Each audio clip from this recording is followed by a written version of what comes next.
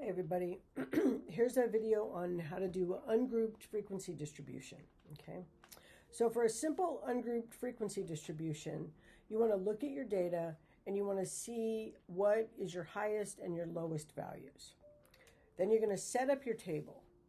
And so you're going to start with X, and this is going to represent each score will be listed, a frequency, how many of that particular score are in our data set, a cumulative frequency. So we're going to add up the frequencies, and then the cumulative percent, all right? We're going to kind of combine this step with some others in a minute. So then we're going to organize our data. Typically, a lot of data sets are highest to lowest, but it really depends on your variable that we're looking at. Cumulative frequency will be a countdown or up, but mostly down. And then a cumulative percent goes in the same direction as the cumulative frequency. Oh, sorry. I know. So, there we go. Cumulative. All right. So how would we do this? All right. So in this sample exam I gave you, all right, here's a data set. And to save time, I'm just going to tell you that there's 20 in here. All right. So our exclusive range and all of that we can find out here as we're doing this. So we want to look through and see what is our highest value. And as I look through, I see that the highest value is 90. All right, so I'm going to put a 90 here. And then I'm going to see how many of them there are. Okay. For time, I'll tell you look through, but you should do this on your own. All right, 2.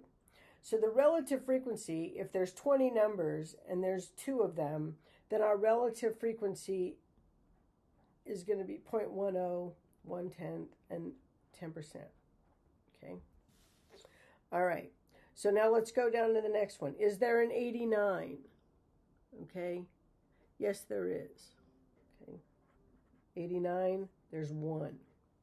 88, there's actually 5. 1, 2, 3, 4, 5. Okay. 87, there's only 1.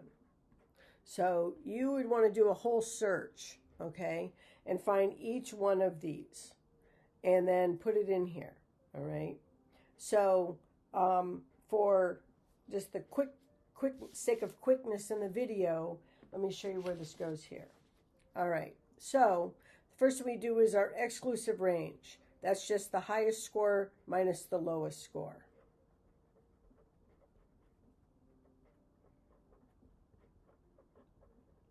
Minus the lowest score. Okay. All right. So that's 90 minus 80 is 10. The inclusive range is 10 plus 1 equals 11. All right. And then it asks what's the mode. If you look down here, 88 has a 5. And so that's the highest value, the highest frequency we have. It's the most frequently occurring number is 85. Okay. So then what I did all the rest of the way is when you figure all of these out, your sheet should look like this, and the relative frequency should figure out here. Now let me go to talking about cumulative, all right? So there's 2 ways of calculating it. It's whatever way you want. I usually do this way, so where I start, where it's 10% here. Then the cumulative frequency underneath the 89 would be 15%, right? After I've added the 25, then I get 40%. So what's adding 5 more? That's 45%. 10% more is 55%. Adding 15% more is 70%. Adding 5, 75. Adding 10, all the way down until you get to, after I've added the 80 and the frequency of that, that's 100% of my data is there. Okay. The other way, and I actually start from the bottom and then add up so that it's easier than subtracting for me. So 80 is going to be 5. Okay.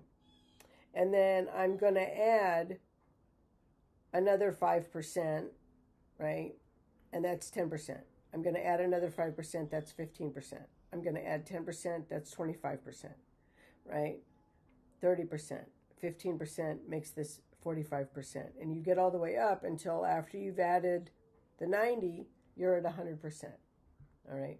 We'll talk more about what these cumulative percentages are good for after this exam. All right. So this is a simple frequency distribution. We'll talk about a grouped frequency distribution in the next video.